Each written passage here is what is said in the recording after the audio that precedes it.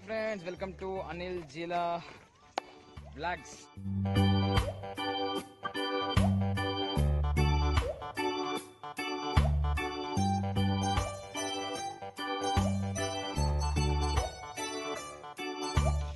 Okay friends, ఇప్పుడు సంఘటన అయిపోయింది.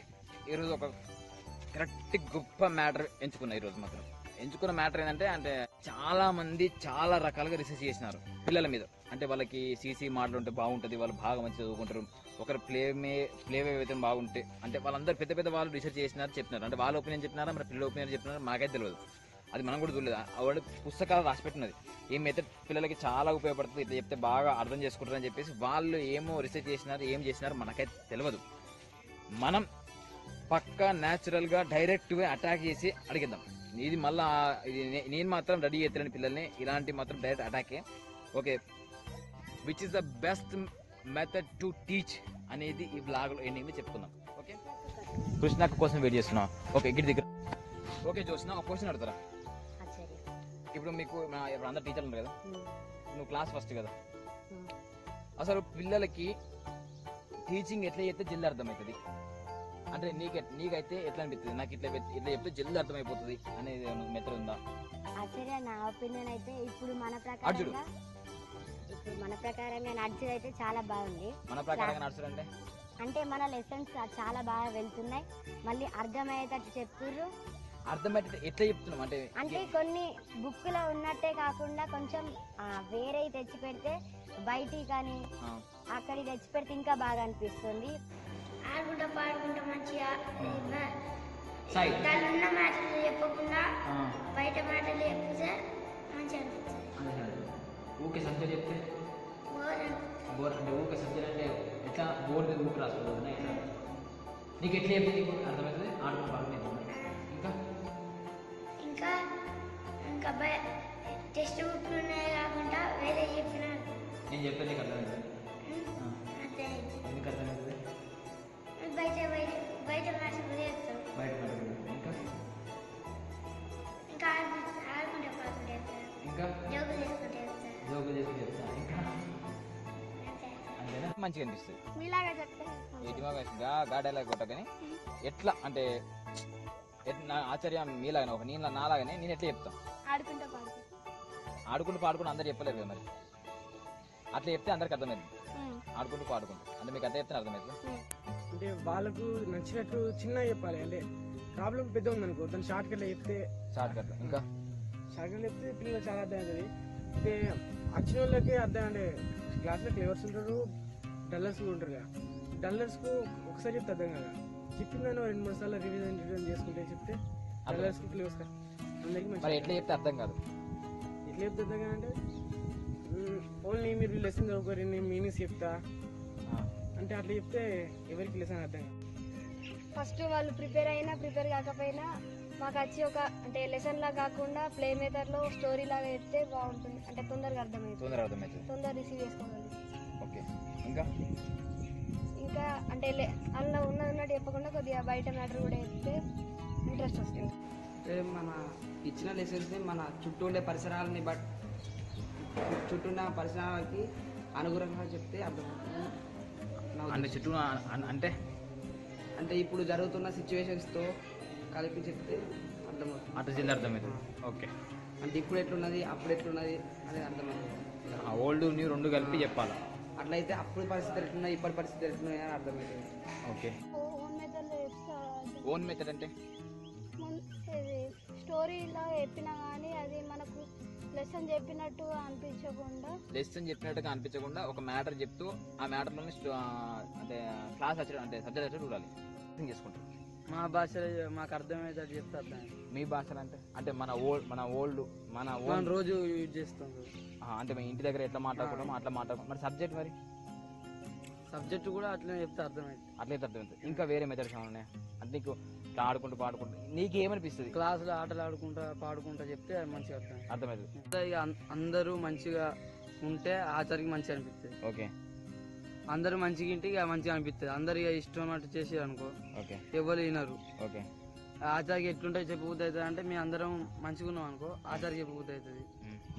ఇక మాకైతే ఆడుకుంటా పాడుకుంటా చెప్తే అవుతారు అర్థం. ఆడుకుంటా పాడుకుంటా చెప్తే ఇట్లా ఊకే కొట్టుకుంటుంటే వాళ్ళకు అదే మైండ్లో ఫిక్స్ అయిపోతుంది. అంటే మేము ఇప్పుడు ఊకే కొడుతున్నామా లేకపోతే ఆడుకుంటూ పాడుకుంటూ చెప్తారా? ఆడుకుంటూ పాడుకుంటూ. నిజం చెప్పు. అవునా? అట్లా చెప్తున్నావు. అర్థమవుతుంది మీకు మంచిగా? అర్థమవుతుంది. నీకు మేమంతా టీచర్లం కదా, నీకు చదువు ఎట్లా చెప్తే అర్థమవుతుంది మంచిగా? బోర్డు మీద రాయాలి, ఇంకా డిక్టేషన్ పెట్టాలి. ఎంజాయ్ చేసుకుంటారు. ఎట్లా చెప్పు?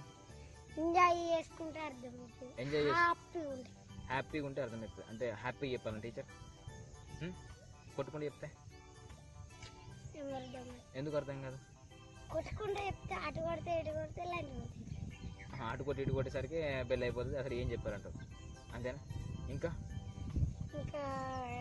6th క్లాస్లో మీరు మ్యాథమెటిక్స్ ఆడుకుంటూ చెప్పినప్పుడు మాకు చాలా ఇంట్రెస్టింగ్ వచ్చింది. ఎందుకంటే మీరు బుక్ మూసి చెప్పి బయట కూడా మీరు చెప్పినందుకే ఆ లెసన్ అయిపోయింది. చాలా ఇంట్రెస్టింగ్ వచ్చింది. లెసన్ చెప్పినట్టు అనిపించేది మీకు? లేదు, మొత్తం సర్కిల్స్ అవన్నీ ప్లేయింగ్ గేమ్ ఆడుకున్నట్టే అనిపించేది. అంటే ఆడుకుంటూ లాస్ట్ ఒకటి చెప్పి ఎట్లా లెసన్లు చెప్తే ఈజీగా అర్థమైంది పిల్లలకి?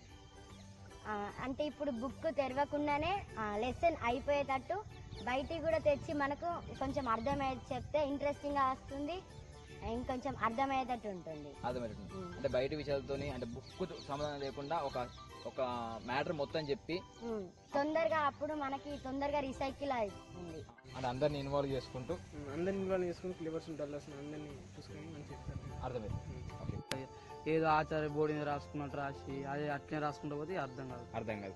సో పిల్లల్ని మంచిగా ఇన్వాల్వ్ చేసుకుంటూ వాళ్ళతో మాట్లాడుకుంటూ వాళ్ళతో హ్యాపీగా ఉంటూ చెప్తే అర్థమవుతుంది. నేను మంచిగా చెప్తున్నాను నీకు. నేను మంచిగా చెప్తాను. ఎట్లా అర్థమని చెప్పు. మీరు బోర్డు మీద రాస్తారు, చదువుకోబెట్టారు, మంచిగా మళ్ళీ వస్తుంది. ఎంత మంది ఉన్న క్లాస్లో కంట్రోల్ చేయగలగాలి. ఫస్ట్ టీచర్ కంట్రోల్ చేయగలగాలి ప్రతి ఒక్కరిని. అంటే డల్గా ఉన్నా కానీ స్టూడెంట్ డల్ అయినా క్లెవర్ అయినా వాళ్ళందరినీ దృష్టిలో పెట్టుకొని చెప్పాలి. ఓకే. వారానికి ఒకరోజు డిస్కషన్కి, అంటే ఈ 6 days ఏం చేసినామని డిస్కషన్ చేయాలి. ఒకరోజు ఏం చెప్పుకున్నా మళ్ళీ రివిజన్ చేసుకోవాలి. ఓకే. ఫ్రెండ్లీగా చెప్పాలి.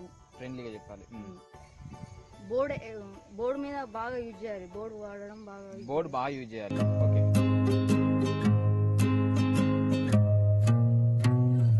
చూసినారు కదా ఫ్రెండ్స్, నిజంగా అంటే మనకు కూడా కొన్నిసార్లు అనిపిస్తుంది ఏంటంటే టీచర్ ఇట్లా చెప్తే బాగుండు, ఇట్లా చెప్తే బాగుండు అని చెప్పి.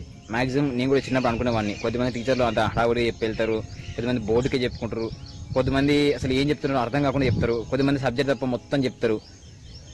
రకరకాల టీచర్లు మీరు చూస్తుంటారు. నిజం చెప్తున్నా, నేను కూడా ఒక స్టూడెంట్ లైఫ్ నుంచి వచ్చినా కాబట్టి చెప్తున్నా. రకరకాల టీచర్లు చూస్తుంటారు. కొద్దిమంది చెప్పింది మాత్రం అసలు చెప్పినట్టు అనిపించదు, అర్థమైపోద్ది. నాకు చిన్నప్పుడు ఎట్లా చెప్తే అర్థమయ్యేదో, నేను చిన్నప్పుడు ఎలాంటి చదువు కావాలనుకున్న వాడినో అదే విధంగా పిల్లలు చెప్తున్నాను. అంటే సబ్జెక్ట్ చెప్పినట్టు అనిపించద్దు కానీ చెప్పాలా, వాళ్ళనే ఇన్వాల్వ్ చేయాలా, వాళ్ళతోనే చెప్పిపియాలా.